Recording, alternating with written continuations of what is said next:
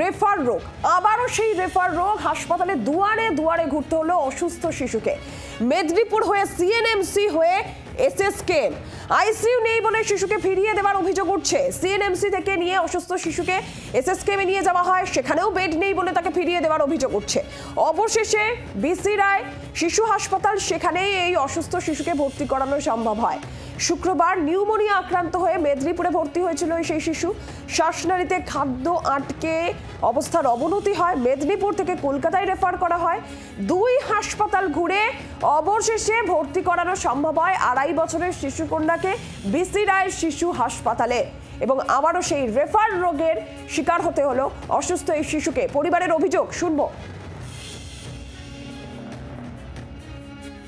বাচ্চাটা নিউমোনিয়া হয়ে গেছে, লাংসটা পুরো সাদা হয়ে গেছে। এখন ইমিডিয়েটলি ওকে আইসিইউতে ভর্তি করতে হবে। মেডিকেল কলেজে ওরা বলছে যে আমাদের কাছে সেরকম কোনো প্রসেসিং নেই, আমরা এমনি ইসে দিচ্ছি, অ্যান্টিবায়োটিক দিচ্ছি আর ওষুধ অক্সিজেন সবই দিচ্ছি।